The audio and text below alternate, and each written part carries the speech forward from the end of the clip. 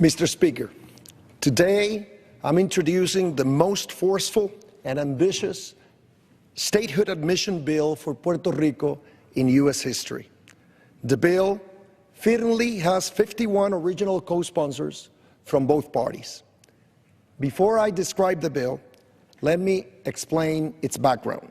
In 2012, the Puerto Rico government sponsored a referendum in which voters rejected Puerto Rico's current territory status and expressed a clear preference for statehood. In the 113th Congress, at my initiative, the President proposed and Congress approved an appropriation of $2.5 million to fund the first federally sponsored status vote in Puerto Rico's history. The funding will remain available until it is used by the Puerto Rico government. While the law does not prescribe the exact format of the ballot, it does establish important conditions.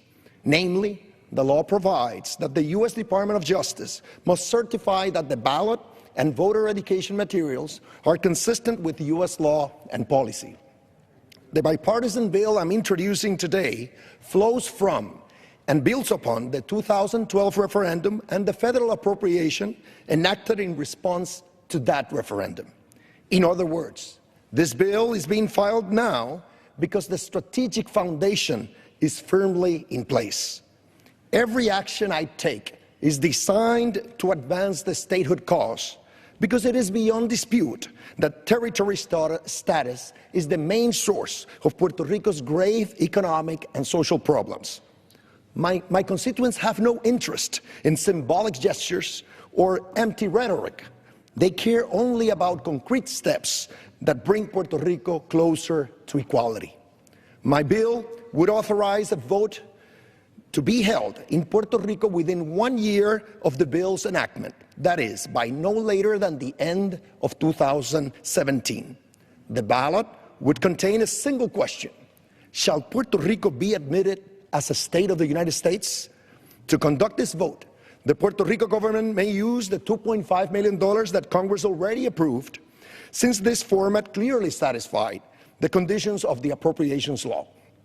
If a majority of voters affirm their desire for admission, the bill provides for an automatic series of steps to occur. First, by February 2018, the President would issue a proclamation to begin Puerto Rico's transition to statehood. Second, the President would appoint a commission to prepare a report that describes the federal laws that treat the territory of Puerto Rico differently than the states. The commission would complete the report by July 2018. The congressional committees of jurisdiction could then enact legislation to phase in equal treatment of Puerto Rico during the transition period, so the admission process is structured and orderly. Third, in November 2012, the American citizens of Puerto Rico would vote for President and Vice President, 2 U.S. senators, and voting members of the U.S. House. Finally, on January 1st, 2021, the President would proclaim Puerto Rico to be a state. Puerto Rico's congressional representatives would be sworn into office, and Puerto Rico would be treated on equal footing with all other states. My bill is modeled on the legislation enacted by Congress with respect to Alaska and Hawaii. When Alaska and Hawaii were territories, they each held votes sponsored by their local governments in which voters expressed a desire for statehood. This is also what occurred in Puerto Rico in 2012. Ultimately, Congress enacted an Admission Act for Alaska in 1958 and an Admission Act for Hawaii in 1959.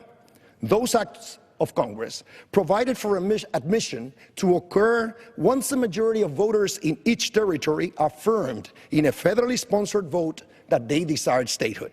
That is precisely what my bill would do with respect to Puerto Rico.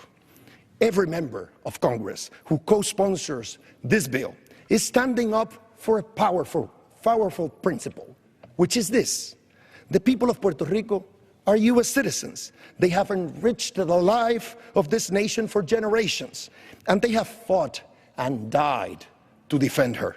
Thus, if a majority of Puerto Rico's voters affirm their desire in a federally sponsored vote to become a full and equal part of the American family, the will of the people should be honored.